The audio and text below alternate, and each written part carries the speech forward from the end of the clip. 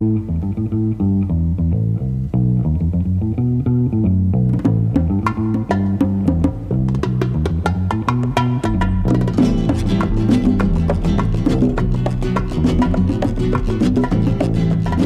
à toutes et à tous, vous êtes bien sur Radio Alchimie pour votre chronique Par l'endroit. En ce jeudi 30 juillet, nous allons aborder un nouveau thème. Rappelez-vous, il y a de cela 15 jours, nous avons abordé le thème des achats en Espagne. Comment acheter un bien immobilier en Espagne, comment éviter les pièges, comment réussir son achat. C'était le thème d'il y a 15 jours. Aujourd'hui, on va traiter un thème différent mais tout aussi intéressant. Comment monter son entreprise en Espagne, comment ouvrir une société en Espagne, comment ouvrir un business en Espagne. Donc pour cela, on va voir ensemble 3 étapes fondamentales lors du processus de montage d'une entreprise. On va commencer déjà par une petite intro. Déjà, pourquoi monter une entreprise en Espagne ? Alors, quelques avantages que possède l'Espagne, quelques raisons pour monter une entreprise en Espagne. Premièrement, et naturellement, la France et l'Espagne sont 2 pays voisins. Donc, il y a une facilité pour monter ce type d'entreprise en Espagne. L'idée arrive naturellement. On peut, avec les relations entre l'Espagne et la France, avec sa proximité, avec aussi pas mal de points communs au niveau culturel, monter facilement une entreprise en Espagne si on vient de France.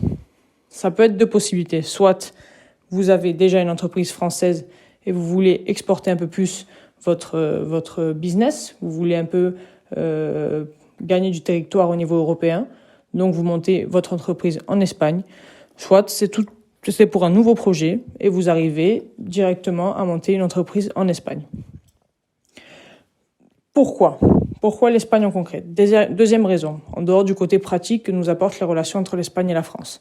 Deuxième raison, c'est l'évolution, la croissance que l'Espagne a eue ces dernières années. Bon, on va parler un peu chiffres.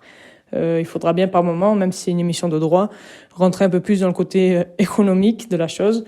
Mais bon, ça sera des chiffres, pas au point de s'ennuyer. Donc si on parle un peu chiffres, l'Espagne, au niveau de la croissance, en 2017, il y avait une évolution en pourcentage de 3,2. En 2018, de 2,7. Et en 2019, de 2%. Donc, on voit un impact et une croissance qui est quand même importante au niveau espagnol. Troisième raison, c'est un marché à fort potentiel. Il y a presque 47 millions de consommateurs en Espagne. En plus, je pense que vous connaissez un peu l'Espagne. J'imagine que certains de vous sont là déjà depuis quelques mois, quelques années. Même si vous êtes venus en vacances, vous avez dû vous rendre compte que ça bouge beaucoup. C'est des consommateurs qui sont très amenés à consommer souvent, qui sont actifs. Donc c'est un marché qui est un marché de proximité et un marché élevé. Forcément, je pense que la qualité de vie qu'on retrouve en Espagne, le cadre de vie et la qualité influencent beaucoup sur cet impact au niveau de la consommation. Enfin, une des raisons aussi qui est importante au niveau national pour monter une entreprise en Espagne, et un avantage que pourrait représenter l'Espagne, c'est au niveau de la fiscalité. On ne va pas rentrer dans les détails sur ce point-là, parce qu'il faudrait vraiment prendre encore une autre émission qu'on fera sûrement, ne vous inquiétez pas, pour expliquer vraiment la fiscalité en détail et pourquoi certains avantages de l'Espagne sont plus importants qu'en France. Mais dans les grandes lignes, les charges salariales, les charges patronales et aussi les charges du gérant de l'entreprise sont inférieures en Espagne. Donc il y a un avantage au niveau fiscalité pour un Français ou un Belge ou autre pays européen, dans la plupart des pays européens, de monter son entreprise en Espagne pour des raisons économiques, pour des raisons fiscales. Si on prend aussi par exemple le cas de la région de l'Andalousie. Bon, vous savez que Radio Alchimie est née en Andalousie, à Malaga, donc par moment on fera des petits apartés en parlant de l'Andalousie, en prenant pour exemple l'Andalousie, mais ne vous inquiétez pas pour les auditeurs qui viennent d'autres régions, je ne vous oublie pas. On fera aussi des détails sur d'autres régions. Mais concernant l'Andalousie et par exemple sur ce sujet-là, pourquoi il est intéressant de monter une entreprise en Andalousie ? Par exemple, en 2017, la ville de Malaga fut nommée 8e meilleure ville d'Europe pour investissement et pour création de société par le Financial Times. Donc ça montre quand même qu'il y a beaucoup de mouvements ici et beaucoup d'occasions à saisir. Le marché présente beaucoup d'opportunités. Un peu plus récemment, une étude a été faite en 2020 où c'est une étude sur les entreprises étrangères qui sont ici en Andalousie. Et cette étude nous révèle que 87% des sociétés étrangères en Andalousie ont pour prédiction de maintenir leur équipe ou d'agrandir leur équipe. C'est-à-dire que la tendance est à la hausse au niveau des salariés que ces entreprises vont avoir. Ce n'est pas une tendance qui est à la baisse. Donc voilà un peu une petite introduction sur pourquoi l'Espagne. Pourquoi monter une entreprise en Espagne? Est-ce que c'est une bonne idée? Voilà un peu quelques éléments rapidement qui pourraient un peu vous conforter dans votre idée de vous lancer au niveau d'une société en Espagne. Maintenant, on va rentrer dans le vif du sujet. Comment monter une entreprise en Espagne? Comment faire? Par où on commence? Je vais donner 3 étapes. Oui, on pourrait diviser ça en plusieurs étapes, mais je vais donner 3 étapes fondamentales. La première, qui peut paraître plus que logique, ça serait de bien définir son projet. Alors, bien définir son projet, c'est quoi? C'est connaître ses objectifs, ses attentes, son budget, très important le budget, les avantages, mais aussi et surtout les difficultés de votre projet. Vous devez connaître vos points forts et vos points faibles pour pouvoir, au moment où les points faibles arrivent, savoir affronter ces problèmes-là et trouver des solutions. Définir la zone correctement, définir son profil de clientèle aussi.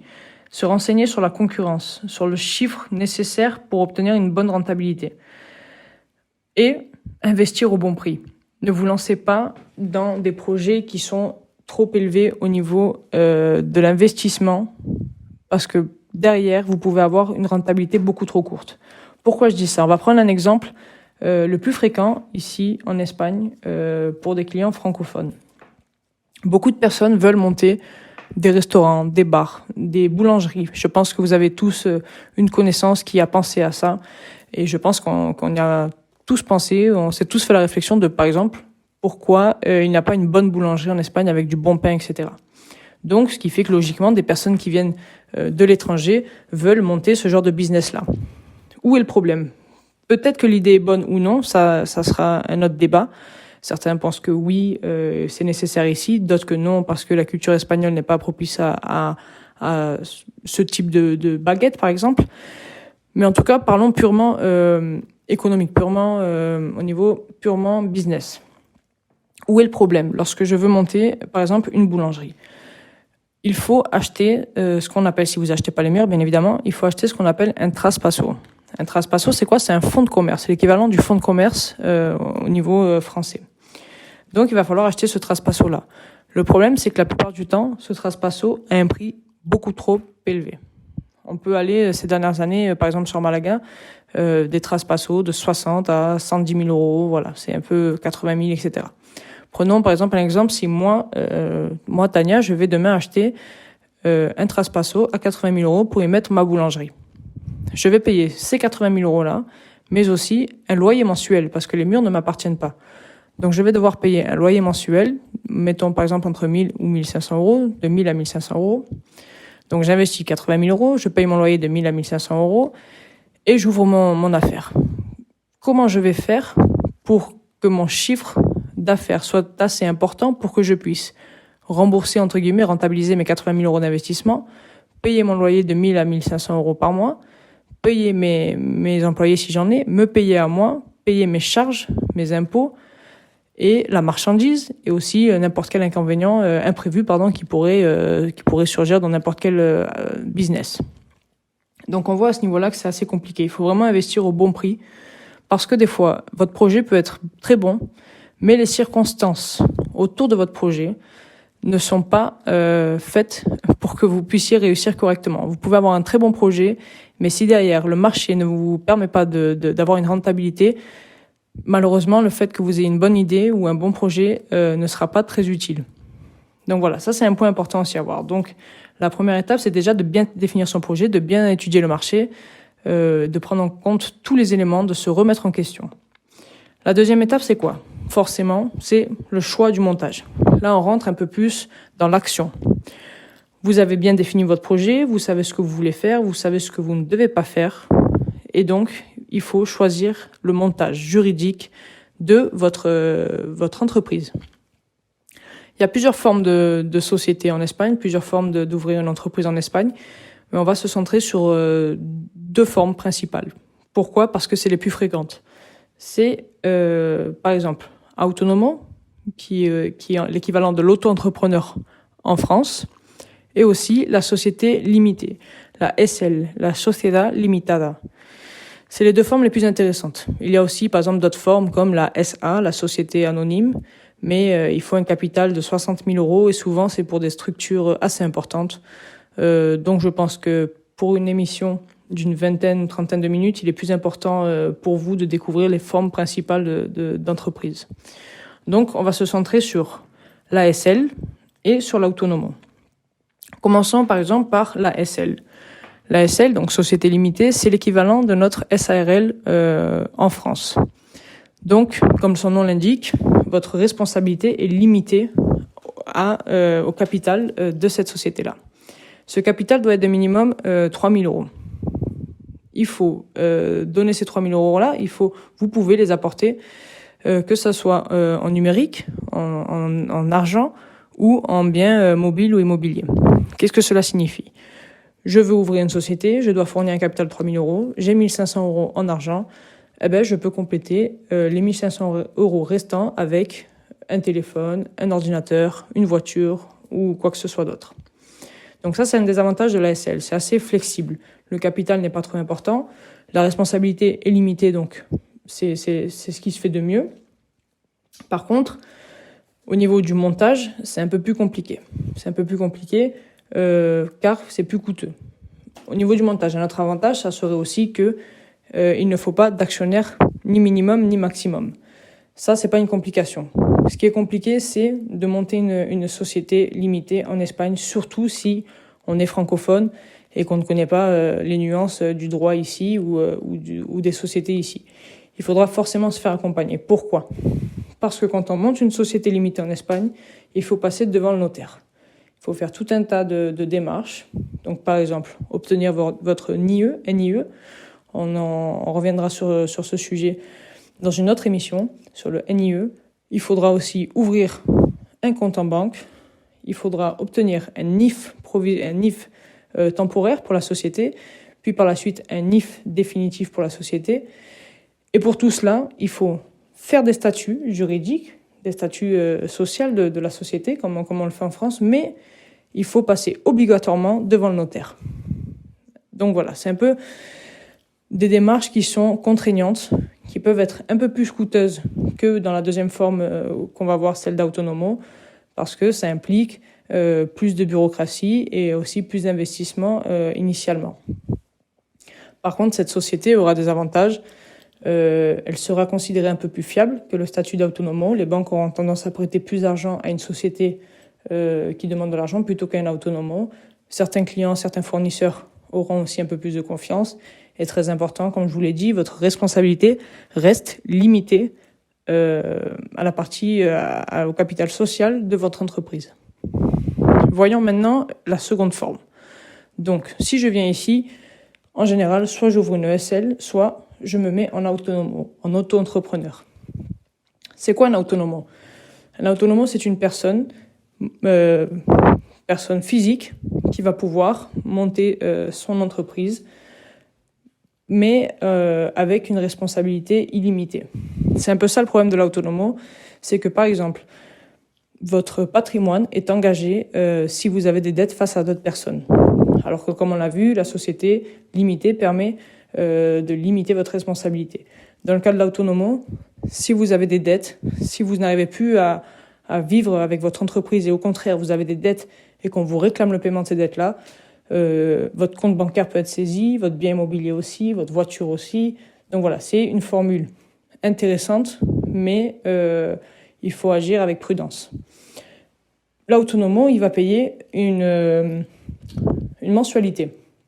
Donc tous les mois, l'Autónomo doit payer une mensualité pour sa sécurité sociale. Cette mensualité va couvrir donc des cas de maladie, des cas de chômage, par exemple, cette mensualité va dépendre en fait de ce que vous choisissez au niveau de votre couverture. Mais minimum, cette mensualité va être de 280 € par mois. Elle va être de 280 € par mois, plus ou moins, et elle peut augmenter jusqu'à, il me semble, à peu près 1 200 € par mois. En 2020, il y a à peu près 77% des autonomos, donc c'est quand même un chiffre important, qui ont choisi cette couverture minimum de 280 € par mois. Donc en général, on reste autour des 280 € par mois. Et bien évidemment, s'il y a des personnes qui ont les moyens, ils prendront une couverture un peu plus ample et s'approcheront des 1200, 1230 € par mois. Il y a aussi, depuis quelques années, des bonifications. L'État met en place des bonifications pour justement favoriser un peu tout ce qui est ouverture de business en Espagne par des personnes qui avant ne pouvaient pas se le permettre. Donc par exemple, sur certaines conditions, certaines personnes auront des bonifications au niveau de cette mensualité-là. C'est le cas par exemple des moins de 30 ans en général qui ont le droit à une bonification durant 12 mois d'un paiement mensuel de 60 €. Donc au lieu de payer 280 €, cette personne-là, ce jeune entrepreneur de moins de 30 ans ou cette jeune entrepreneuse de moins de 30 ans aura la possibilité de payer 60 € durant 12 mois. Après ces 12 mois-là, le tarif monte progressivement jusqu'à atteindre le minimum de 280 €. Donc il y a des avantages pour les jeunes, mais aussi pour d'autres tranches d'âge à partir de certains âges, une fois qu'on a dépassé une tranche. Et il y a aussi cette bonification qui s'applique. Un autre avantage de cette formule, qui est celle de l'autonomo, c'est la déduction des frais qui est possible. Donc, quand on est autonomo, on peut déduire ses frais de déplacement, on peut déduire ses frais de matériel, ses frais de location de bureau, etc. Par contre, attention, ne tombez pas dans le piège de déduire tout et n'importe quoi. Passez par un comptable qu'on appelle ici un gestor. Passez par cette personne-là qui sera apte à vous dire exactement dans votre cas ce que vous pouvez déduire ou non, parce que derrière, vous pouvez avoir quelques soucis avec Hacienda, donc qui est le centre des impôts en Espagne. Les déductions de frais sont assez contrôlées et je vous déconseille de jouer parce que Hacienda est assez attentif à toutes ces possibilités de déduire des frais. Voilà, donc comme on l'a vu, le problème avec l'autonomo, c'est sa responsabilité qui est non limitée. L'avantage avec l'autonomo, c'est comment on peut monter cette structure-là. Parce que effectivement, je vous l'explique maintenant, on peut devenir autonomo en s'inscrivant auprès de la sécurité sociale et auprès du centre des impôts. Donc il y a 2 inscriptions à faire en parallèle avec certains formulaires à remplir. Par exemple, pour le centre des impôts, c'est le formulaire 036 ou 037. Auprès de la sécurité sociale, ça serait un autre formulaire. Et il faut obligatoirement être inscrit donc à Hacienda et en même temps à la sécurité sociale. Il faut avoir aussi un compte bancaire comme la société. Il faut aussi avoir un NIE comme pour la société. Mais après, on n'a pas besoin d'aller chez le notaire, on n'a pas besoin de faire l'enregistrement de la société chez le registre, etc. Alors que pour la société limitée, c'est obligatoire. Donc ça, c'est l'avantage au niveau de l'autonomo par rapport à celui de la société. Mais comme je vous l'ai dit, la société a aussi des avantages par rapport à sa réputation, etc., qui est plus solide face à un autonomo. Maintenant, la dernière étape. Donc, vous avez bien suivi les 2 premières étapes qui étaient préciser, définir, travailler sur son projet. La deuxième étape, c'est de choisir la formule. Et forcément, une fois qu'on a choisi la formule, de passer à l'acte et d'aller chez le notaire ou alors de faire toutes les inscriptions nécessaires pour être autonomo. Et la troisième étape, c'est de respecter les obligations fiscales que créent ces formules au niveau de votre projet. C'est-à-dire, en concret, si vous montez votre entreprise en tant qu'autonomo, vous allez devoir, bien évidemment, faire des déclarations. Alors, pour les autonomos, vous devez déclarer tous les 3 mois, donc c'est des déclarations trimestrielles, faire une déclaration pour la TVA, qui est appelée ici l'IVA, IVA, faire une déclaration trimestrielle pour la TVA, pour l'IVA, et faire une déclaration trimestrielle sur la retenue de l'IRPF. L'IRPF, c'est l'impôt sur le revenu espagnol qui est prélevé directement. Donc, tous les 3 mois, il va falloir que votre comptable fassent la déclaration pour l'IVA et la déclaration pour l'IRPF. Et après, annuellement, bien évidemment, vous présentez aussi votre déclaration IRPF une fois par année. Donc ça se fait en général, cette déclaration, elle se fait en général, par exemple, pour 2020, on l'a fait entre avril et juin, il me semble, pour l'année 2019. À ce moment-là, quand vous êtes autonomo, soit Hacienda doit vous rembourser une quantité parce que vous avez trop payé quand vous avez fait vos déclarations trimestrielles, soit il faut que vous compensez la quantité que vous avez payée trimestriellement. Donc 2 possibilités. Mais voilà, c'est assez facile, c'est pas autant contraignant, on va dire, que la société, que la gestion de la comptabilité de la société. Donc, au niveau d'une société, les obligations vont être un peu plus importantes. Effectivement, les sociétés, comme celle qu'on l'a dit, la SL par exemple, font face à plusieurs obligations afin de réguler leur fiscalité en Espagne, mais aussi leur comptabilité espagnole. Donc ces obligations-là, elles peuvent être à la fois trimestrielles et annuelles. Surtout que lors d'un montage d'une société limitée, on va devoir aussi mettre un autonomo en tant que figure de cette société-là, en tant que gérant. Donc en général, chaque société limitée va aussi devoir compter sur un autonomo. Qui dit autonomo dans une société, dit obligation de présenter, comme on vient de le dire, les impôts trimestriels, le TVA, d'IRPF, etc. Mais en plus de cela, les sociétés vont avoir un peu plus de gestion de comptabilité à faire. Ils vont devoir déposer les comptes annuels au registre du commerce, les livres comptables, présenter les impôts de société, etc. Donc la charge au niveau de la gestion de la fiscalité d'une société est plus importante que celle d'un autonomo. C'est aussi logique, une société c'est censé aussi avoir plus de rendement et plus de travail, etc. Donc derrière la comptabilité est plus importante, les obligations sont elles aussi plus importantes pour le bon déroulement de la société.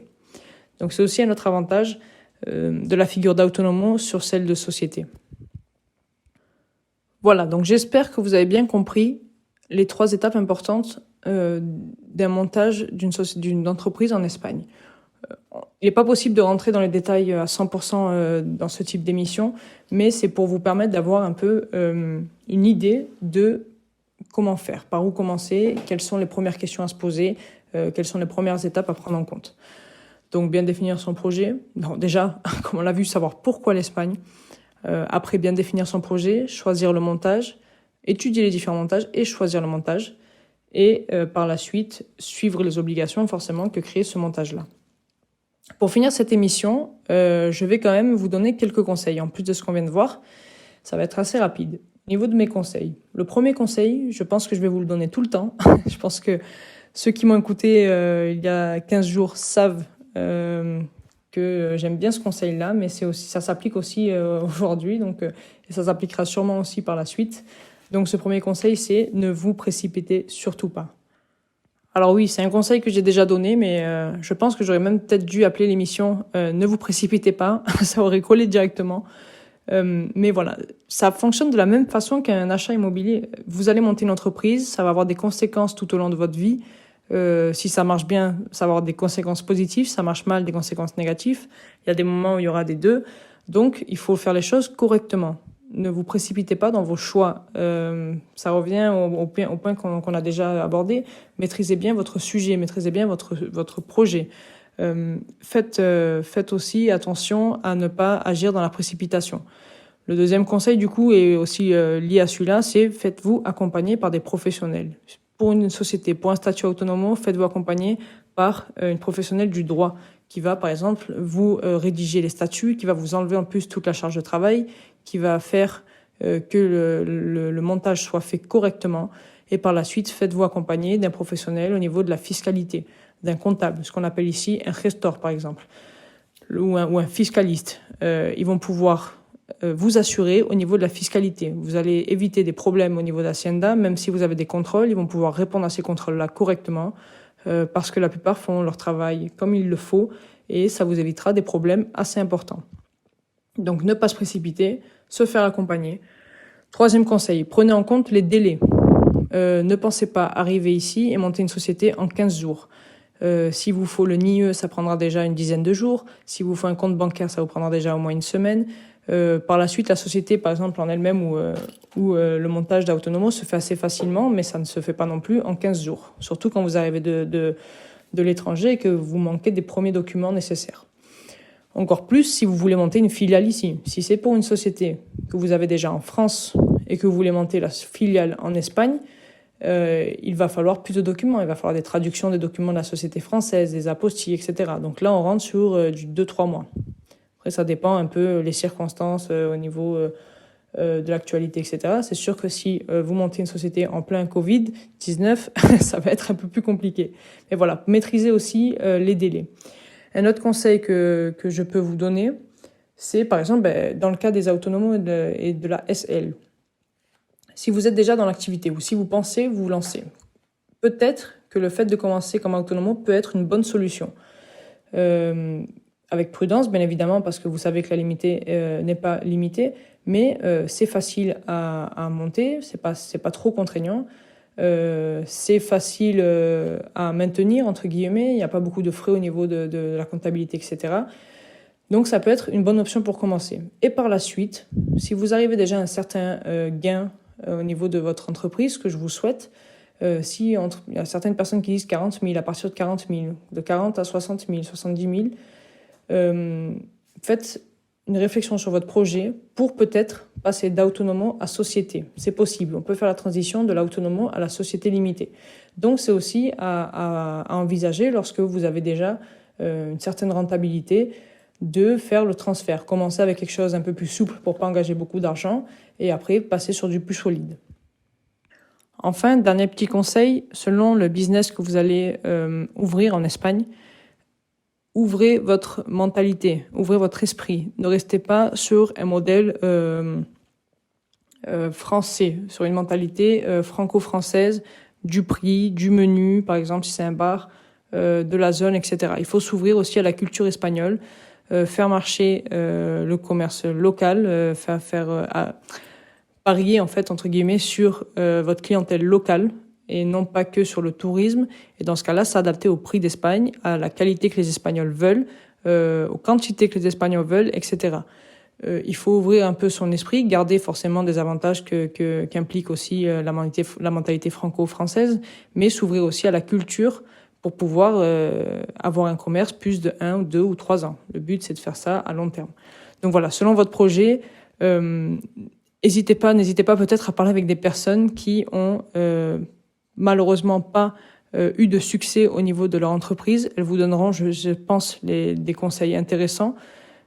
Pourquoi pas aussi un jour interroger une personne qui a essayé de monter une entreprise en Espagne pour que justement vous puissiez apprendre un peu plus sur ce qu'il faut ou ne pas faire. En tout cas, on termine cette émission sur cette note-là. J'espère que ça a été intéressant pour vous. Vous pouvez m'envoyer vos questions, vos messages. N'hésitez pas à liker sur la page, à partager avec vos amis, à me contacter directement. Envoyez vos questions en commentaire. On a la page sur Facebook Radio Alchimie. Abonnez-vous aussi à YouTube où les replays sont diffusés si vous n'êtes pas là le jeudi à 17h. Et nous, de notre côté, on se retrouve le jeudi 3 août, dans une quinzaine de jours, pour parler droit de nouveau.